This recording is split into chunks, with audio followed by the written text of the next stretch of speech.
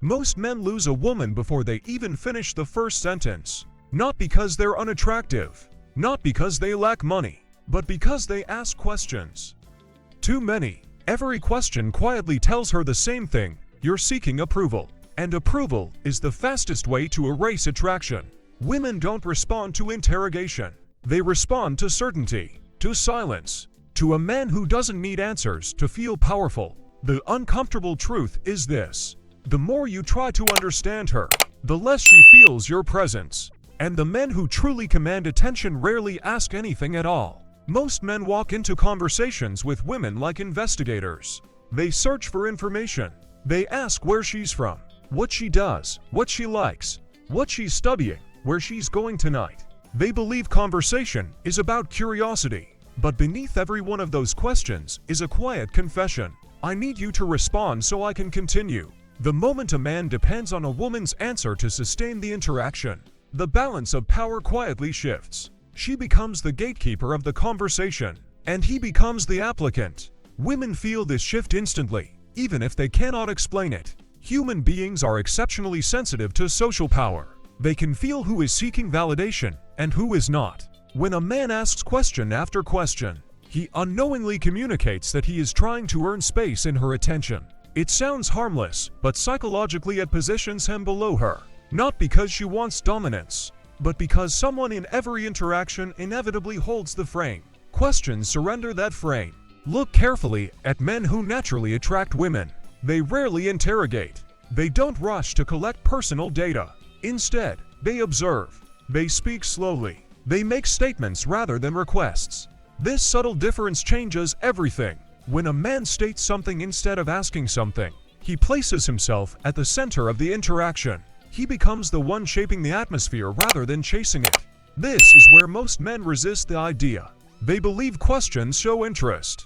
They believe silence creates awkwardness. They believe talking less will make them appear boring. But those beliefs come from fear, not strategy. Machiavelli wrote that power often belongs not to the loudest voice but to the one who controls perception. Silence is one of the oldest tools of control. When you remove constant questions from your speech, something interesting happens. The woman begins to fill the silence herself. People instinctively reveal more when they feel observed rather than examined. Instead of being asked where she's from, she may simply tell you. Instead of being asked what she does, she might explain it voluntarily. When someone volunteers information, they feel ownership over the interaction. They feel comfortable, and comfort breeds attraction.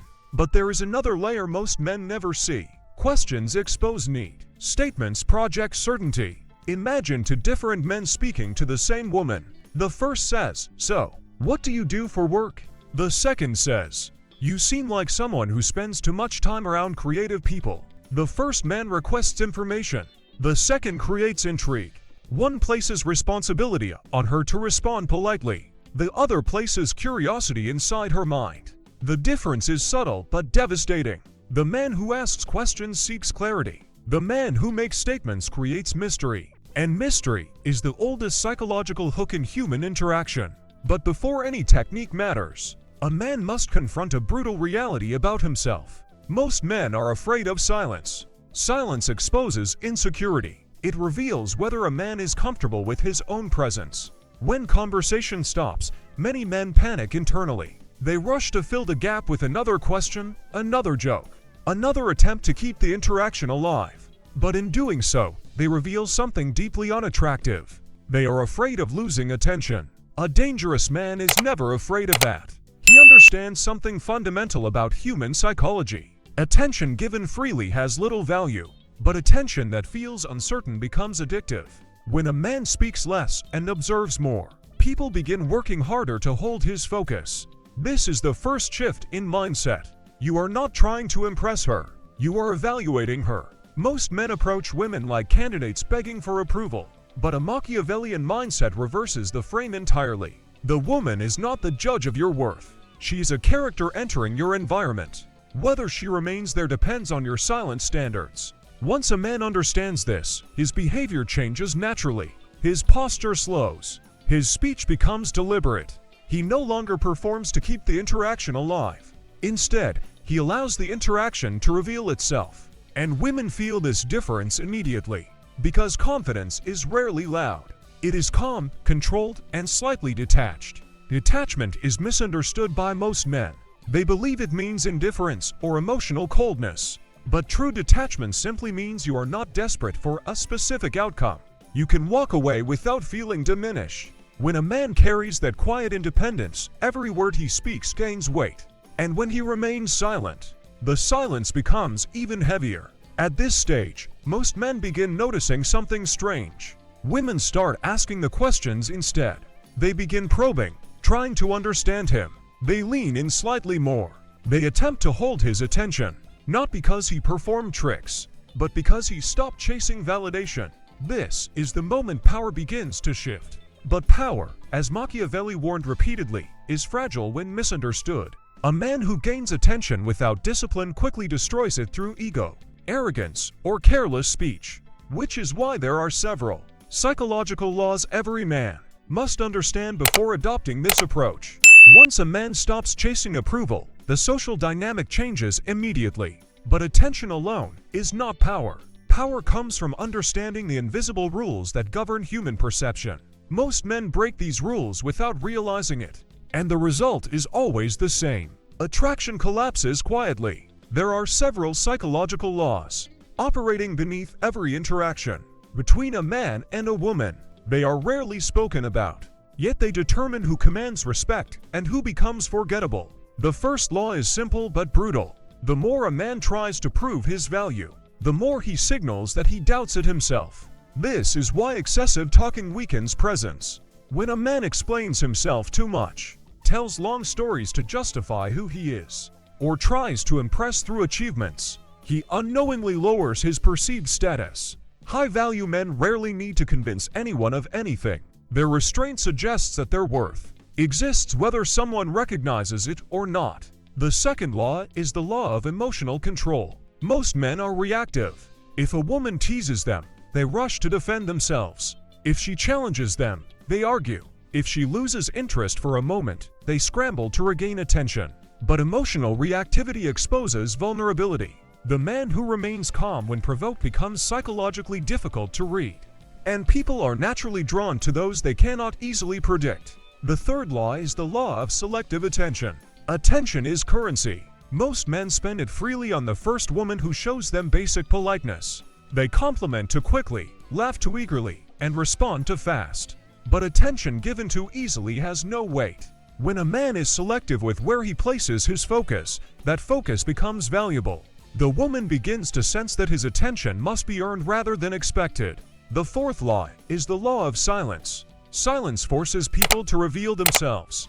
When a man becomes comfortable with pauses, he creates space where the other person begins to fill the conversation voluntarily. She talks more. She explains more. She becomes invested in keeping the interaction alive. And the person who invests more energy into an interaction is usually the one who becomes emotionally attached to it.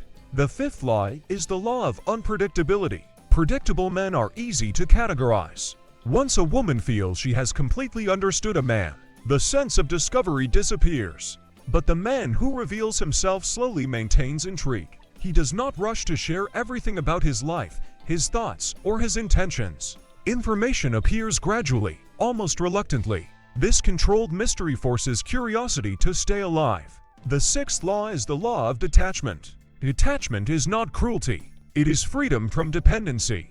A man who needs a specific woman to validate him will always behave carefully, cautiously, and submissively. But a man who knows he can walk away at any moment behaves differently. His decisions are guided by standards rather than fear. And standards are the foundation of respect. The seventh law is perhaps the most important. Respect always arrives before attraction. Many men chase attraction first. They try to be funny, charming, entertaining.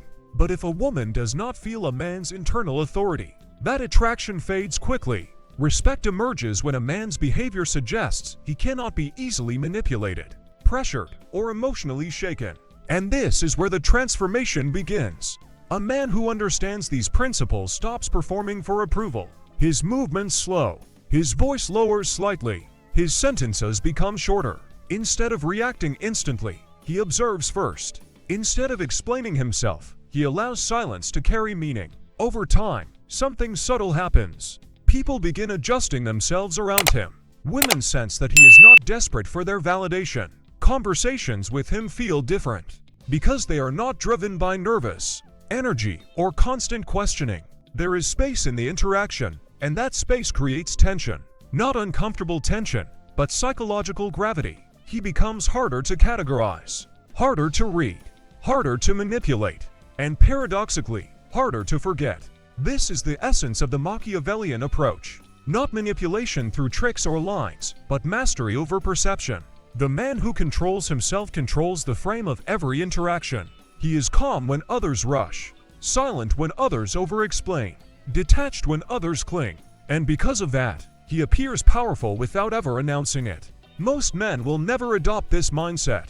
They will continue chasing validation through endless questions, hoping curiosity alone will create attraction.